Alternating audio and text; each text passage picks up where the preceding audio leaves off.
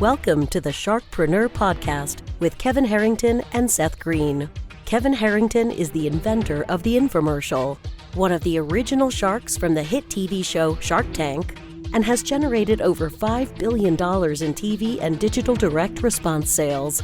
Seth Greene is the world's first trusted authority on cutting-edge direct response marketing, a best-selling author, and the only 3-time Marketer of the Year nominee. On the podcast, Kevin and Seth interview sharkpreneurs who share straight talk on what it takes to explode your business. 49 faces looked to him in triumph. Over the last 12 months, they had each taken turns and promoted his business for a week at a time, driving over $987,342 in revenue. What if you had a network of 50 centers of influence who promoted your business every week for a year? Grab your copy of the #1 Amazon best-selling book, The Ultimate Guide to Growing Your Business with a Podcast, at 33% off the Amazon price by going to ultimatepodcastbook.com. Again, that website for 33% off the Amazon price is ultimatepodcastbook.com. Welcome to the podcast. This is your host, Seth Greene. I am super excited today to be joined by Richard Brock from onboardlegal.com, client-side recruiting for right-sized law firms. Richard, thanks so much for joining us. Hey, thank you, Seth. I'm glad to be here. All right, we're glad to have you. Let's go back in time. How did Onboard Legal get started? Okay, so kind of back to the early days. Yes. I am a lawyer by background, practiced for a few years.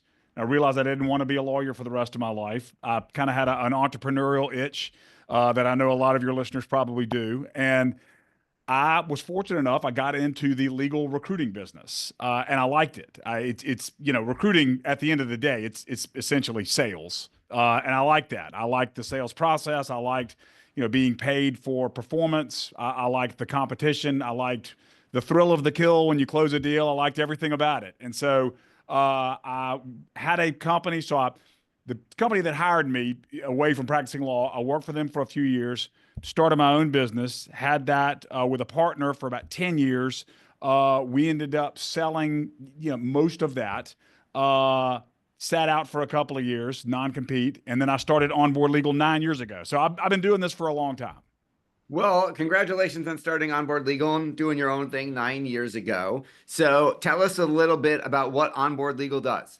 Okay. So we are recruiters, headhunters, search consultants. There's a lot of different names for what we do.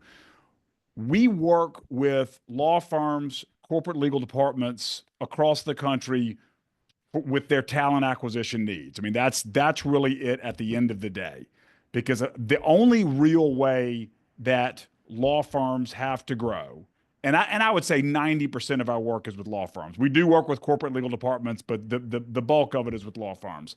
All law firms want to grow.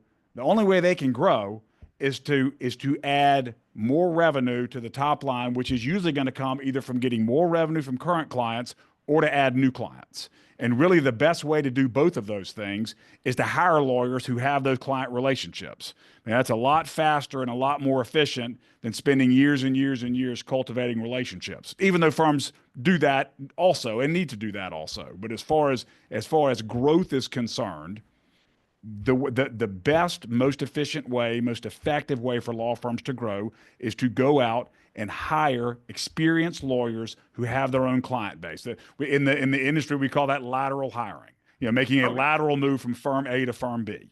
So you're taking your clients with you, and that's why they want you. That is exactly right. Your legal expertise is nice, but what they really want is your client base.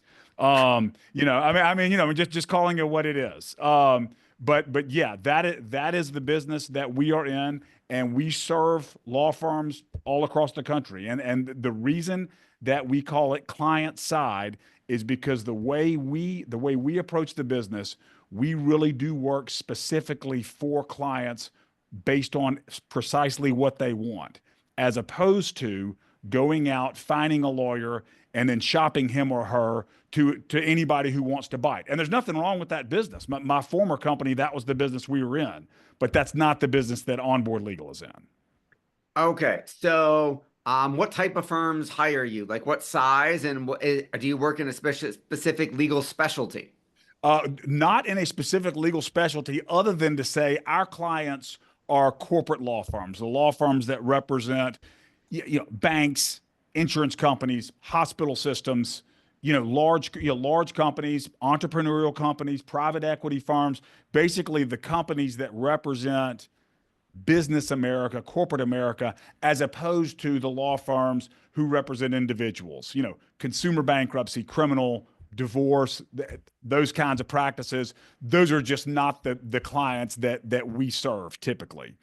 Our niche, kind of our sweet spot, we call them right-sized law firm. And a right-sized law firm, some would say they're sort of mid-size. It's between approximately 100 and 600 lawyers with offices in 2 or more cities. And the reason that we've really narrowed in on that target is because those are the firms that tend to really, really want to grow. And that's, and obviously if a firm's not terribly interested in growth, they're not a great fit for us because we're in the growth business. Okay. So in your case, it's growth by acquisition of other attorneys in their books of business. Why that as opposed to like the law firms who would say, we're not trying to hire more lawyers, we're trying to do marketing to bring in more clients? Well, and listen, and it's not none of the growth strategies are mutually exclusive. So firms do what you just described, and they should. They should invest in marketing. They should also invest in, and most of them do invest in, bringing on new lawyers. Baby lawyers straight out of law school, train them, bring them up. Firms should absolutely do that. That keeps the blood fresh, keeps the firm young. The problem is it's going to take 3 or 4 years before you can make any money on those associate, those are associate level attorneys, before you can make any kind of money on them. And statistically, by year 5, 75% of them will be gone from your firm anyway.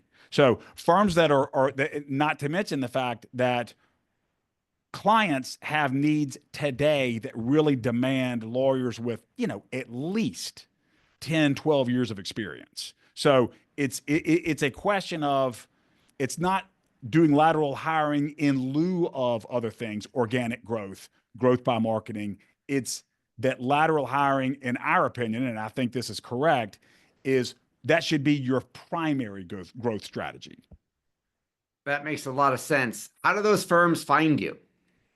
That's a great question. So we do, of course, we spend a lot of time and resources on marketing. We market online. We do a lot of business development, which is good old, smiling and dialing outreach. We call on clients across the country, those that we think are a good fit for us, and that have expressed some level of interest in us, or at least in learning more. We'll hop on a plane and we'll go sit down with them and explain to them face to face, hey, this is what we do, this is what we're all about.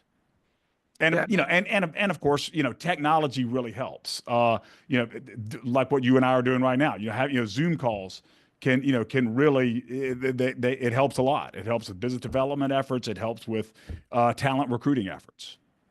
Who's the person at that law firm, 100 lawyers plus? Who's the person there? Who's the person that becomes your client? Is that like VP of HR? How does that work? Unfortunately, depending on your perspective, it really varies by firm. I like, and that's one thing that's sort of indicative of the legal industry. It really, there really is no blueprint. I mean, it really, the way everything works tends to, from comp systems to who's the hiring authority to hiring process, it really varies by firm. But to answer your question, it could be anyone from the managing partner to the hiring partner to the chief operating officer to the recruiting director. And probably a couple of other folks that I didn't even list. It's really going, there's committees, it's really going to vary by law firm. So that's part of the art of what we do, is figuring out, okay, who do we need to be talking to? I was going to say, that's going to make your marketing a challenge because you've got to target the right person. That's right. That's right. And then do they know, are they looking for you? Are they looking for a recruiting headhunting firm, or are they trying to do it themselves? Do you have to differentiate yourself from all the other firms who do what you do? Or do you have to convince them that they should hire you in the first place because they've never used somebody like you? So it's really across the board, but I would say, within our sweet spot, the right size firms that I mentioned earlier, most of them are familiar with legal recruiting, with outside legal recruiting firms like ours. Many of them will have relationships. Candidly, the majority of them are not satisfied with those relationships. The majority of them are not getting what they want, which we believe puts us in an advantageous position. And very, very few legal recruiting firms approach it the way we do from the client side. Okay, so let's talk about that. So why aren't they getting what they want from the previous firm? And then obviously go into a little bit more, I know you alluded to it, but more detail about why you guys are different and better. Yeah. So the reason they're not getting here's what a law firm will typically tell us. Yeah, we will get some talent. We will get some folks that we want to hire from external recruiters, and we do hire them. But rarely is it what's at the top of our priority list. Rarely is it what we really and truly want. And the reason for that is because the way the industry has been set up, it is it's more efficient in many cases to go out and recruit the way probably 95% of recruiting firms operate, the way my old company operated, which is go out, find that marketable lawyer, and then start shopping him or her to see if you can get a buyer. And if it's a good marketable lawyer, you're going to have 4 or 5 buyers. And then in that situation, the recruiting firm, can largely kind of sit back and just wait for good things to happen. Somebody's going to end up hiring that lawyer, which means somebody's going to pay that recruiting firm a fee. And again, there is absolutely nothing wrong with that. The reason we didn't do it that way when we started on board is because that seemed to me, probably because I heard a lot of clients talking about it, is it really wasn't fair for them, or it wasn't ideal for them. It was good for the search firms. It was good for the candidates much of the time, some of the time, but it really didn't work for the clients. The clients would say, look, you're supposed to be recruiting for us and you're sending talent to our number one competitor across the street, or you've gotten us into a bidding war with 2 firms that we compete with every day. How are you serving us in these scenarios? Which I thought was a legitimate complaint. So what we did, we decided to do it differently. We decided to, when we engage with a client, we serve that client. Their priorities are our priorities. So even if it's a really, really hard search, which oftentimes it is, that's why they're hiring us, that's what we're going to go after. We're not going to go after the lowest hanging fruit because it's the lowest hanging fruit. That's what's different about us. And that's why law firms like to use us. When we explain to them what we do and how we operate, it's like you can see the light bulbs go off. I mean, you can really see their eyes get a little bit wider, like, wow, we have been waiting on something like that, something that really makes us the highest priority.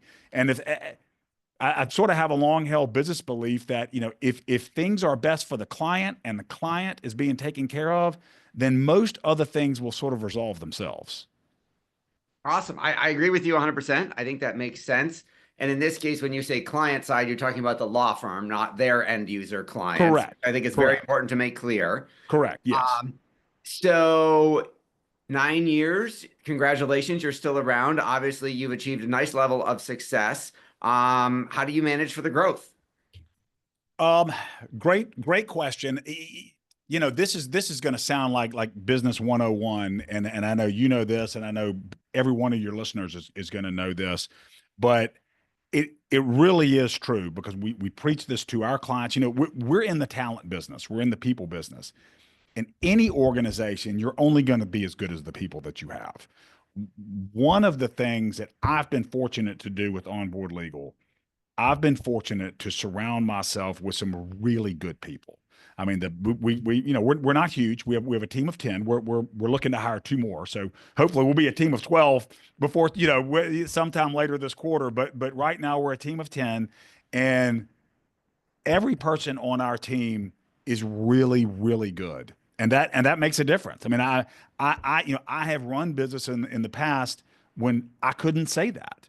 I could not say that every person on the team was really good. I wanted them to be, but it just wasn't. They just, not that they were bad, they just weren't as strong as I would have liked for them to be, which is what we have with Onboard Legal, and that's why we've been successful. That's why we've been able to grow.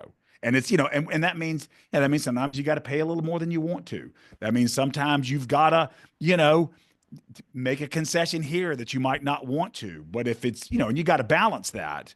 But you do everything you can do within reason, within business sense, to get the most talented people you can get. I love that. I agree with you 100%. You've achieved so much success in your business and for the law firms. What's your biggest challenge now?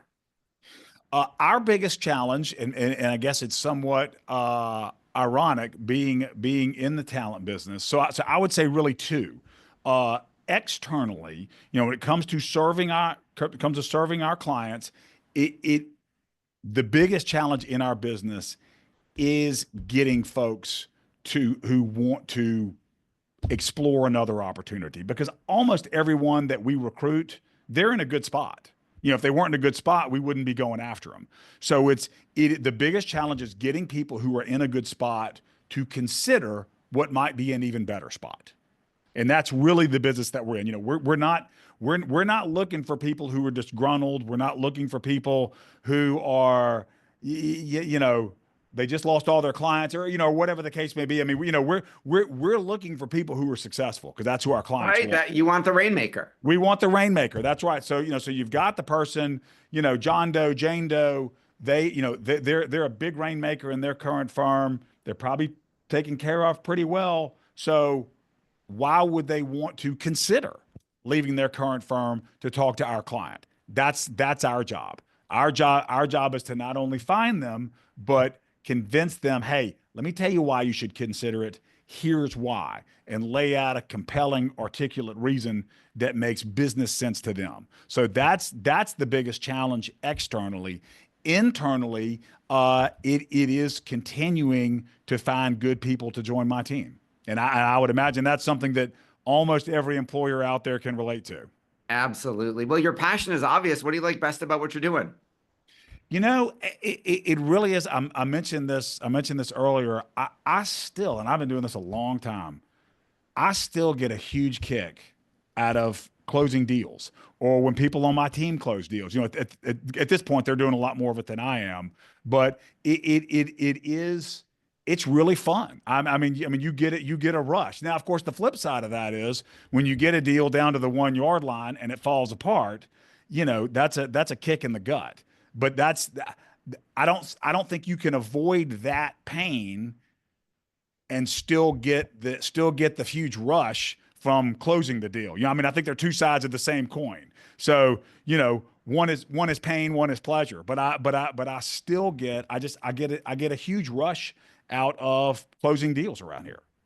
Awesome. I love that. Well, we know your time is incredibly valuable. We greatly appreciate you spending some of it with us.